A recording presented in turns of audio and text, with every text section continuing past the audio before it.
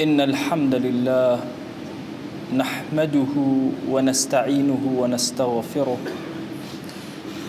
ونعوذ بالله من شرور أنفسنا ومن سيئات أعمالنا من يهده الله فهو المهتد ومن يضلل فلا هادي له أشهد أن لا إله إلا الله وحده لا شريك له وأشهد أن محمدًا عبده ورسوله يا أيها الناس اتقوا ربكم الذي خلقكم من نفس واحدة وخلق منها زوجها وبث منهما رجالا كثيرا ونساء واتقوا الله الذي تساءلون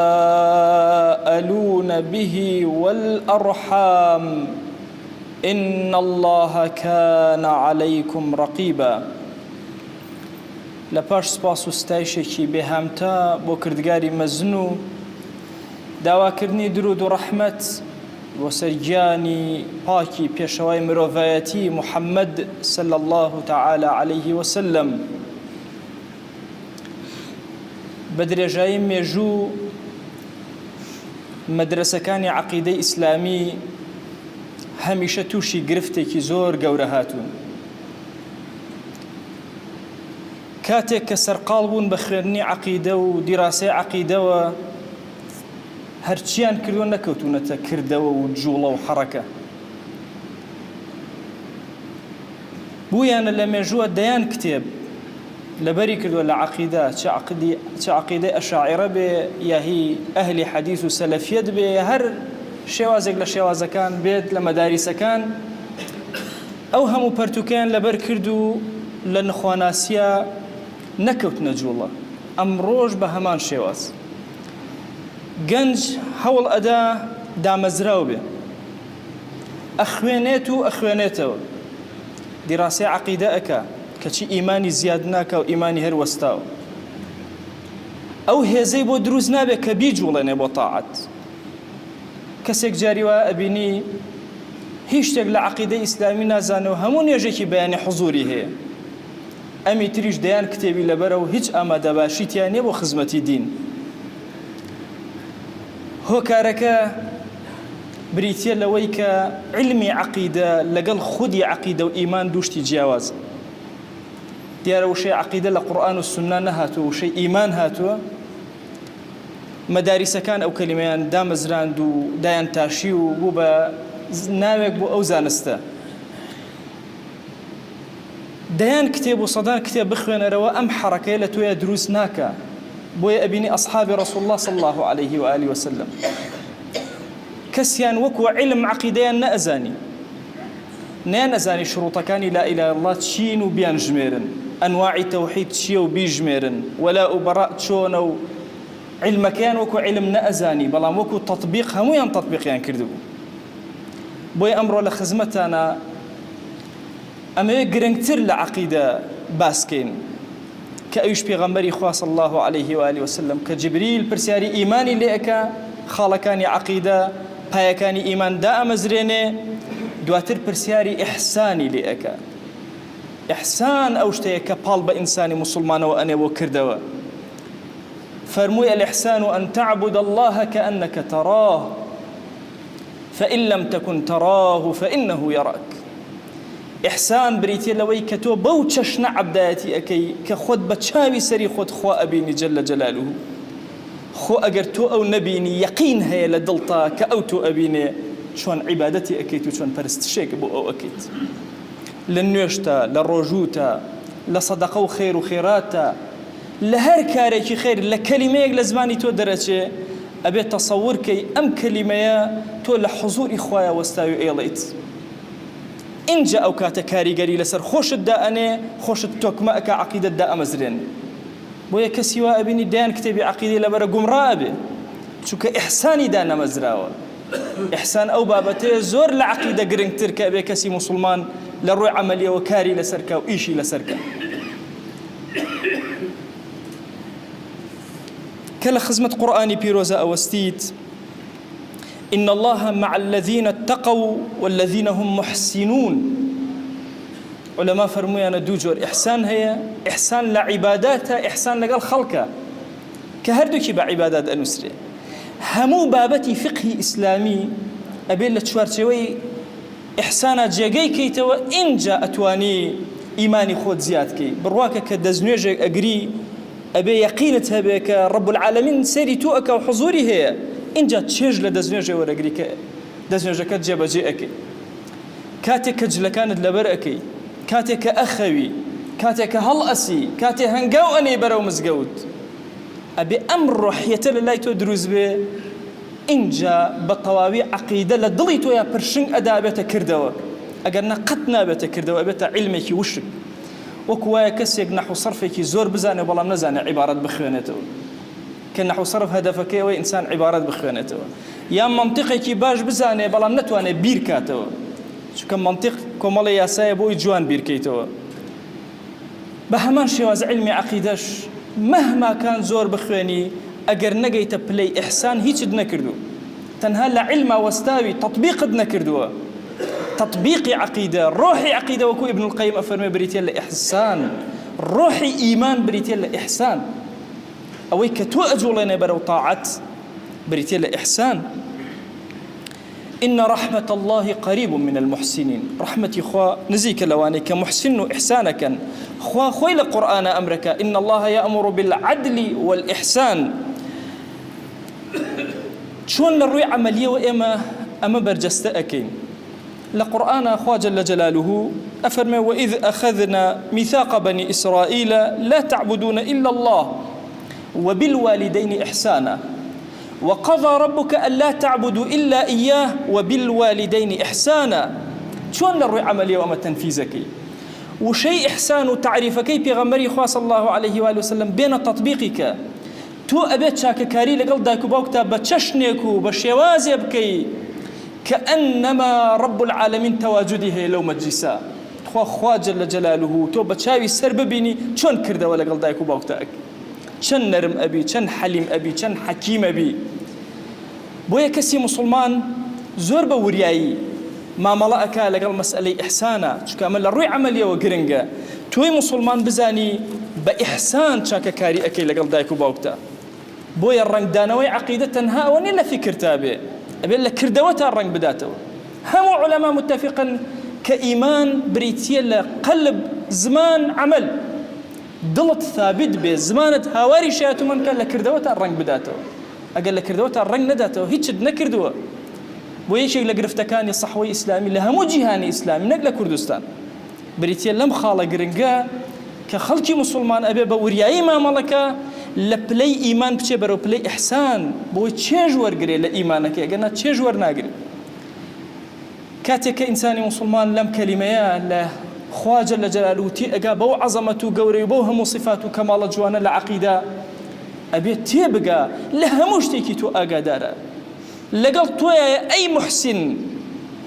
توي خوش أوي أي كسيكا قيشتو تبلي إحسان والله يحب المحسنين تجاوز أكل الإسلام هي ونديك تنها أوني لبيني خوت وخوابي لبيني تو مروفا تو هموشتك في غمري خواه صلى الله عليه وآله وسلم أفرمي إن الله كتب الإحسان على كل شيء خواه إحساني لسر هموشتك نسيوه هر كردوا يقل جيانا أكي هر ما ملا يقل بازارا أكي هر ما ملا يقل دورو برتا أكي مروفا يا غير مروف خواه إحساني لسر نسيوه حتى أفرمي فإذا قتلتم فأحسنوا القتلة وإذا ذبحتم فأحسنوا الذبحة كاتك أجلك سربري جوان سربري بإحسان وسربري بوشي وازا سربري كأخوة أمري بيكردوي كأمريكي بيغمري خواه صلى الله عليه وآله وسلم شفركت تيشك زودسي بيها بينا دز بجولنا بوي نارحدنا بي لبردستا ماندونا بي تصورك أما بلي إحسانك إنسان مسلمان بيئك لما نزياتر خوشوي اسمنا فرمي من كان يؤمن بالله واليوم الآخر فليحسن إلى جاره أو كسيك إيمانه بخوا بروجي دواي بإحسان لقل دراوسيك يا جيبا جيكا واتبوشي وازم ما ملكا كخوا جل جلاله حضوره هميشه ضلي أم آقاييه به عقيدة أبي أوادا مزري بويا أبيني كسيك عقيدة جوانا خويني بلام لغا دراوسيها باش نییە چونکە نەگەیشتۆتە پلەی ئیحسان لە عقیدا قوفڵ بووە ئەبێ ئەم قۆناغەت تێپەڕێ سەحوەی ئیسلامی ئومەتی ئیسلامی ئەبێ هوشیار بێتەوە هەنگاوی گەورەتر بنێ لە ئەمڕۆ تێبگە هەتا نەگەینە پلەی ئیحسان لە هەموو شتێکە ئێمە نابێنە سوڵتە و سیادەی عالم بۆ عالەمی ئیسلامی 1000 ساڵ حکمی جوهانت کردو ئێستا لە دواوەی بۆ کارەکەی وێ کارەکانت بە ئیحسان جێبەجێ ناکەی والله لە سوڵتە و دەسەڵات و سیاسەتە ئەبێت تۆی مسلمان هەموو لەحزەیە لە هەموو بڕیار و هەموو کردەوەیکی تۆیە بزانی کە ڕەب العالەمین تەواجودی هەیە لەناو ئەو مەجلیس و ئەو شوێنە اینجا ئەبەم شێوازە مامەڵە بکەی بزانە بە حیاتی کەسێک دەتوانێت زوڵم بکە لە ئاستی زوڵما چۆن وەستاو ئەبی بۆیە گرنگە ئێمەی ئیماندار بزانین ادفع بالتي هي أحسن لقرآن أفرمي كسي خرابي لقلا كردي تو بإحسان لقل يا ماما لك أقر خوا وجودي هبه بوهم وكرموات تو شون عفو هلا بجيري لمجادلة لقل كافران وبيدينانا وجادلهم بالتي هي أحسن خوا لقرآن أفرمي برو بوشي وازا مجادلك نفسي خوتو هواي خوتو زالبون بسر برانبرا وازلة وانا بينا كأنما رب العالمين لوي توش بيامي خوا بلاوكيتو بيان أكي لقصة كردنا قل لعبادي يقول التي هي أحسن همو شيء لزمان دي يتدروا تصورك كرب العالمين تواجدي هي وتو لخزمتي أواي شون أم كلمة لزماني تو يتدروا شون تو عبدايتي رب العالمين أكي ويا إما وا تصورنا كين تنها لنيجي كاتشاوا كان ما بنو خيرين وتصوري أو بكين أجر إما خوانا بين خوا إما أبيني والله لهمو كردوايكي دلي زماني كردوي بخواوي بدلتا جزر أكا أبي أم روح لدلتا هبي أبي أم إحسان لدلتا رنجي دابتوا إن جاء تخاوني عقيدة كامل إن جاء ستة بقى العالم الإسلامي أمها متفرقة ما بوتيا لبرو إحسان مانية علم مان هي بس إحسان مانية الشيطان بينا بالشيطاني خوي بلا آية أمتي إسلامي بيكو بن باشا اختلافي أنا هبي الله والله بيكو بن باش حتى الشيطان لما تيجي يشتوه الشيطان ناتواني أمر بتوبك أزانك أما حقيقتك مسلمة لا هم إنسان أي بوتي مختلفين أي بوتي الرنقا والرنقين لمزقوتا أي بو ناتوانين يقبين چونك نقيش أنت بلاي أحسان عقيدة ما زور بعلم دام زراو تواو نقيش أنت بلاي كردة وجولة وحركة والدين بويا أو كسيك أقات بلاي إحسان ابن القيم رضا ورحمتي خوي لبي لزاد أفرمي إتر لو ملك زناك حقي بسر مسلمان والنية ولا تبخسوا الناس أشياءهم شتي هيج كسي بكم نازانه هموي بمتكامل أزانه بو أمتي إسلامي أمتي بيغمري خوا صلى الله عليه وآله وسلم داوم لذاتي باشتي پروردگار لي أبارمو لي ألالمو يا إلهي رحمته بزي خود بسرمانا ببارينا عفو عافيتي خود بسرمانا ببارينا يا إلهي بمن جرى لو عبداني كأن جين تبلي إحسان يا أكرم الأكرمين خويا النوتشوان من بقرب رو خير خواناس يا رب العالمين خويا إما تنها لبرخاتي ولم قرما لم شونا كوبوينا يا إلهي داود لي أكن لسرجم قناها كان من ببورة يا ربي خويا جان درجا كاني خير بسرمانا والاك يا ربي خويا أوي أمانويت شاكا وجواني لدنيا وآخرة بمن عطاك يا ربي خويا قرفتك كان من بوشار سرك ضل من آرامك مال من آرامك روح من أسودك يا رب العالمين يا ربي خويا داود لي أكن بناوي جواند بصفتي برزة باسم عظمت يا إلهي همو قرفتك كان لدنيا دا خويا بو من شار سرك يا رب العالمين داوي شاكا كان الدنيا وآخرة اللي أكن يا أكرم الأكرمين نخوش كان من شفاء بدا كم رزقي من رزق من زيادك قرز كان سرشان من سوك خويا أو نخوشاني تايبت داوين لكردن خويا شفاء عاجلا مبنى يا رب العالمين يا ربي خويا أم عبدانيتو هاتون تأماليتو بخوا پروردگار أمان الركوع نابا تنها لبردمتو يا نبي وإلهي سجدنا بن تنها بو تو نبي دسي زليلي دعاء برزناكنو إلا بو بارقاي تو نبي يا رب العالمين يا إلهي دا واللي أكين برحمته بزي خود دعاء كان قبولك ادعوا الله وأنتم موقنون بالإجابة الحمد لله رب العالمين والصلاة والسلام على خير خلق الله محمد وعلى آله وأصحابه الكرام وتابعيهم بإحسان إلى يوم الدين عزيز كام كسي مسلمان جيان نفرهر ما نشبانينك عقيدش خاص مرزياب ولو خاص عقيدة جوانابو بلام جا عقيدة قورتر وقرنتر بإنسان مسلماني أنا ياو بلو إحساني أنا کردەوەکە پێسەوە شەویستمان فەرماوە صلی الله عليه و آله وسلم کردەوەکەش پاش شێوازە جێبەجێکەرەوە نما و تاعەت و عەبدایەتیش کە ئەنەما پیچەمە سەریشە خوای وینەوە خۆ ئەگەر ئێڵ رب العالمینی نەوین و رب العالمین بێگومان و بەیەقین ئاگەرجە ئێی هەن و ئێی وینەوە ئینە تەنها نماکانە نییە تەنها ڕۆچەکاتەنە نییە گرد و کردەوەکاڵ ئانەی کە دڵ تەرەمەیە زوان تەرەمەیە ئانەی کە بە کردەوە جێبەجێ شاکەری ڕۆژانە وێڵ گرد ئینە کەرۆ ئیحسان کە ئینسانی مسلمان ئەشم پاسە کردەوەکەی جێبەجێ کەرۆ کە ئەنەما خوا جەل جەلالوه چا مەجلسەنە حوزورشن چەنی ئاو تاتێڵ